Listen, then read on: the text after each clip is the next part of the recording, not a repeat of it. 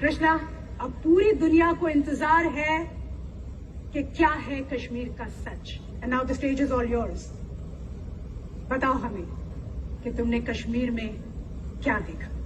आजादी, आजादी,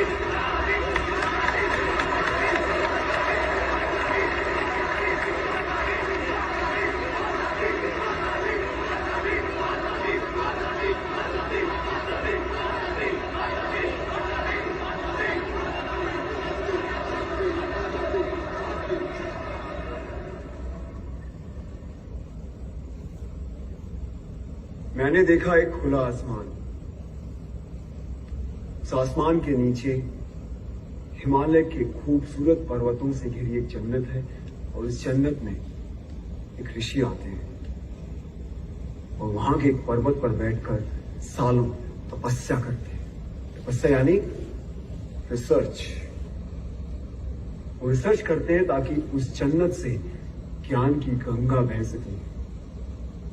उन ऋषि का नाम था ऋषि कश्यप और उन्हीं के नाम पर इस जन्नत का नाम रखा गया Kashmir. Good opening, very improve. फिर मैंने देखा शंकराचार्य केरला से पैदल चलते हुए कश्मीर पहुंचे।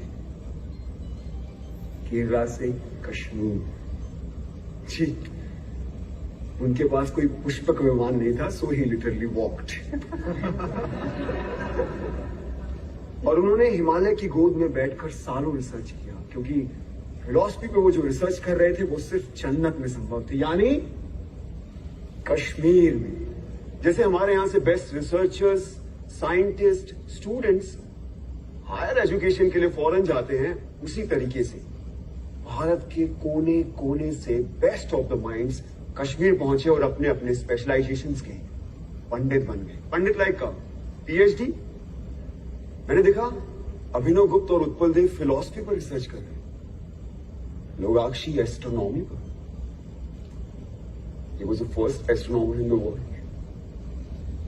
चरक और वाघभट्ट आयुर्वेद पर, Sushrut medical science, Panini grammar, Vateshwar trigonometry, Suyya hydraulic engineering, Jain Bhatt law, Kalidas और Rudrat Sanskrit literature, Bhama aesthetics, Sharangdev musicology, Vasugupta और Somananda Advaita, Kalhana history, Vishnu Sharma moral science, Panchatantra उन्होंने लिखा। मैंने देखा राजा ललितादित्य के शौर्य और पराक्रम को, मैंने सुना ललेश्वरी के वाक को।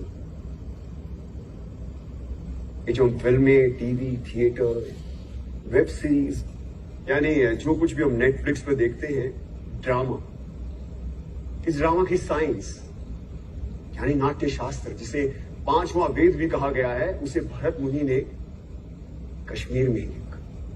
मैंने देखा धीरे धीरे इन हजारों लाखों पंडितों ने कश्मीर को असली जन्नत बना दिया। Kashmir became the seal of quality.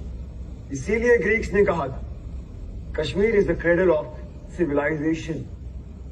Kashmir first millennial की सिलिकॉन वैली थी। ये सब mythology, it's all lie. Bingo. Don't worry, I think this is all a built up. ये झूठ है और मुझे भी लगता है, क्योंकि हमें तो किसी स्कूल में, कॉलेज में या फिर मेन स्ट्रीम हिस्ट्री की बुक में ये सब नहीं पढ़ाया गया। क्यों मैम? ये झूठ है ना, तभी तो नहीं पढ़ाया होगा। लेकिन अगर ये झूठ है तो फिर बुद्धिस्ट कश्मीर क्यों है? नागसेन और रविगुप्त क्यों है? वो इसलिए आए क्योंकि Kashmir was the centre of knowledge. ये इन्फो वॉर, नॉलेज का वॉर आज का नहीं है, सदियों से चला आ रहा है। अगर ये झूठ होता तो 1300 में इस्लामिक टायरेंट्स कभी भी कश्मीर में इन्वेड नहीं करते। उन्होंने इसलिए इन्वेड किया क्योंकि उनको पता था कि Kashmir was the world centre of knowledge, और जिसका नॉलेज पे कब्जा वो पूरे वर्ल्ड पे रूल कर सकता था। लेकिन एक प्रॉब्लम था, अब जमीन पे कब्जा कर सकते हो, लेकिन ऐसे इवॉल्व पंडितों की, आई मीन स्कॉलर्स के फ्री माइंड पे कैसे कब्जा करोगे? तो फिर शुरू हुआ एक नया सिलसिला। तलवारों और बंदूकों के जोर पर इन पंडितों को कन्वर्ट करने के लिए भेजे गए इन टायरेंट्स के सोल्जर्स। जो उन्हें जबरदस्ती कन्वर्ट करने लगे और जो नहीं मानता था उन्हें पैर के तले रौंद दिया जाता था। और ये लोग वो थे जो खुद परसिक्यूट होकर कश्मीर आए थे और कश्मीरियों ने इन्हें पनाह दी थी। What kind of rubbish is this? ये रबिश नहीं बल्कि एग्जैक्ट डिस्क्रिप्शन है शमसुद्दीन मोहम्मद इराकी की बायोग्राफी तोहफतुल अहबाब में। जानते हो इराकी कौन था? हाँ? नहीं? इंडिया की टॉप मोस्ट यूनिवर्सिटी में पढ़ रहे हो लेकिन इराकी के बारे में नहीं पता। कैसे पता होगा? किसी ने पढ़ा है? हम सब हिटलर के बारे में जरूर जानते हैं। इराकी हिटलर से कई हजार गुना का एक इस्लामिक टायरेंट था जिसका मकसद था सिर्फ और सिर्फ काफिरों के मंदिरों और बुतों को नष्ट करना, उनके ट्रेडिशन रिचुअल्स को नष्टे नाबूद कर देना, पंडितों की इनोवेशंस को खत्म कर देना। मुझे अभी भी किसी ने बोला नाज़ीज़ हर रोज 1000 जूस को मारते, तो मैंने तो नहीं सुना कभी कश्मीर में ऐसा कुछ हुआ हो। तो अब सुनो, इराकी और उसके पीएम मूसा रैना के कहने पर हर रोज 1500 से लेकर 2000 काफिरों को पकड़ कर लाया जाता, उनके जनेऊ काटे जाते, उनसे कलमा पढ़वाया जाता, उनका खतना यानी सर्कमस्टेशन कराया जाता और उनके मुंह में जबरदस्ती बीफ डाला जाता। और ये काम करते थे उनके सैनिक जिन्हें हम सूफी और दरवेश के नाम से जानते हैं। हिटलर ने कॉन्सेंट्रेशन कैंप्स का इस्तेमाल किया और इराकी ने कहरान और जबरान का, यानी फोर्स एंड कंपल्शन। इसका डिस्क्रिप्शन किसने किया? खुद इराकी के बेटे ने। And if you want the original manuscript, it is available in Research and Publication Department of Jammu and Kashmir State under extraction number 551. Must read.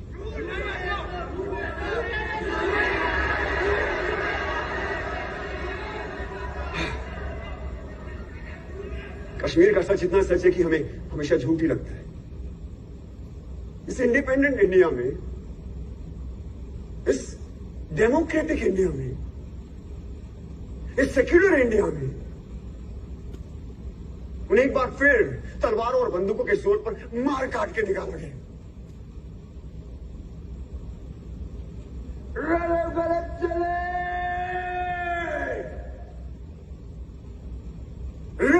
गलत चले।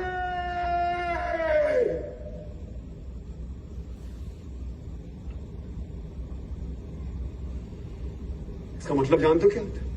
रलिव मतलब कन्वर्ट, सलिव मतलब रन, कलिव मतलब डाई। अपना धर्म बदलो, भागो क्या मर जाओ। ये उनका 7th एक्सोडस था और इस बार मामूली एक्सोडस नहीं था, इस बार था जेनोसाइड। और कहानी यही खत्म नहीं हुई। उन लोगों का एक बार फिर जेनोसाइड हुआ जो ना इराकी ने किया, ना टेररिस्ट ने किया और ना स्टेट ने। जो किया हमने और आपने, आपने आप सबने, जब हमने उन्हें अपने दिल और दिमाग दोनों से निकाल दिया। और ये था रियल जेनोसाइड। ये सब झूठ है। There was no real genocide. We don't want your fake propaganda. Listen Krishna, जो तुमने देखा वो बताओ, ज्ञान मत पेलो। जो हमने पढ़ा नहीं वो हिस्ट्री नहीं, जो हमने देखा नहीं वो हुआ नहीं, तो कश्मीर में जेनोसाइड हुआ ही नहीं। और कोई सच बोले तो ज्ञान मत पेलो। Now he'll prove his own hypothesis wrong. I don't bet on ordinary horses. जिस नॉलेज के लिए कश्मीर क्रेडल ऑफ सिविलाइजेशन कहलाता था, कभी हमने उसे नेशनल हेरिटेज की तरह समझा ही नहीं। और आज ये भारत का नॉलेज सेंटर एक्सटेंड होता जा रहा है, हमें उसकी खबर भी नहीं। Shem Shem Shem. हमने मरने वाले को क्यों मार दिया? क्यों मरने वाले सिर्फ कश्मीरी थे, ना कि भारतीय? 1990 में सिर्फ कश्मीरी हिंदुओं को नहीं मारा गया, बल्कि तमाम मॉडरेट मुस्लिमों को भी मार दिया। यही नहीं, सिख, बुद्धिस्ट, क्रिश्चियन, डोगरा, गुज्जर, दलित, जिसने भी टेररिज्म के खिलाफ आवाज उठाई उन्हें मार दिया गया। यहां तक कि कश्मीर की सोल तक को मार दिया गया। थिएटर, आर्ट, म्यूजिक, लिटरेचर सब बंद कर दिए। 1996 में सिनेमा हॉल खुला तो वहां गोलियां चला दी, पीपल डाइड। कितने टेम्पल्स को तोड़ा गया, उनको आग लगाई गई। क्या वो सिर्फ टेम्पल्स थे? क्या वो सिर्फ बुतों का घर थे? क्या वो भारत का फाइनेस्ट आर्किटेक्चर नहीं थे? क्या वो भारत के महान इतिहास का प्रतीक नहीं थे? क्या वो भारत का स्पिरिचुअल सेंटर नहीं थे? Indian architecture, Indian heritage centre, Indian spiritual centres को डिस्ट्रॉय कर देना क्या कल्चरल जेनोसाइड नहीं है? Stop this rhetoric. Talk facts or shut up. बोलने दो उससे, मैं सुनना चाहता हूँ। मैं भी। बोलो कृष्णा।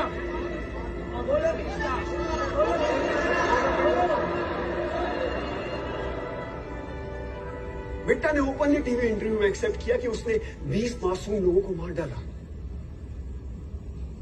अरे जिसने दिन दहाड़े एयरफोर्स ऑफिसर्स को मार डाला उसे इंडिया के टॉप पोस्ट ऑफिस में इनवाइट किया जाता है। क्या ये एडमिनिस्ट्रेटिव जेनोसाइड नहीं है? हाँ, जब ये फंक्शन खत्म होगा तो आप लोग कहां जाएंगे? आपके घर। और हमें हमारे घर जाने से किसका बाप नहीं रोक सकता। लेकिन क्या कश्मीरी पंडितों को वापस अपने घर कश्मीर जाने का मौका मिलेगा? Is this justice?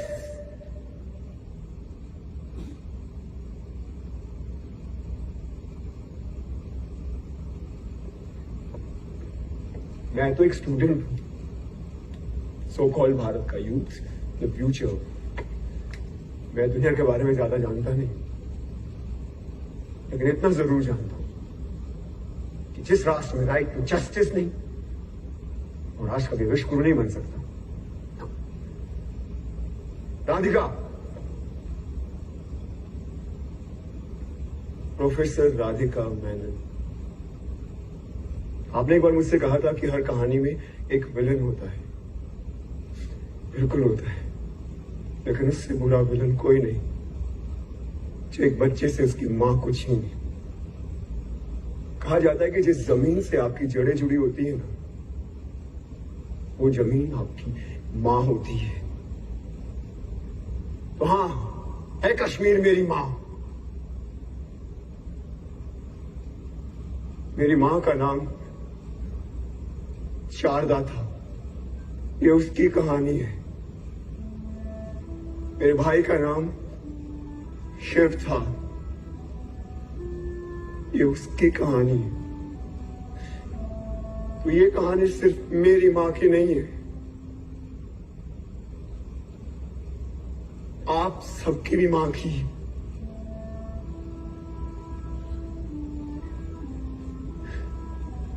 तो आइए अब हम वो देखते हैं जो मैंने आज से पहले कभी नहीं देखा।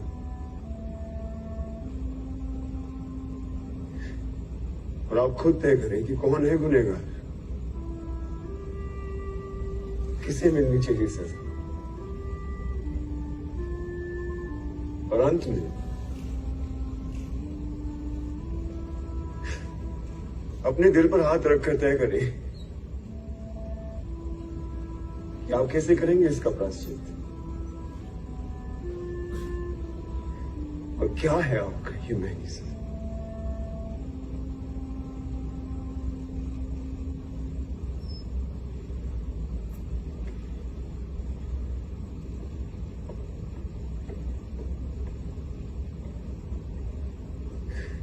क्या है वो अनल हक?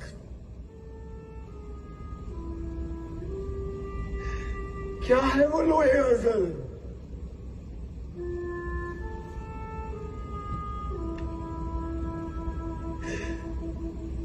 इस दिन का वादा था,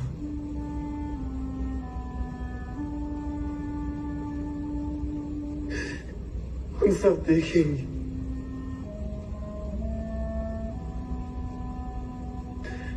अब हम सब देखेंगे।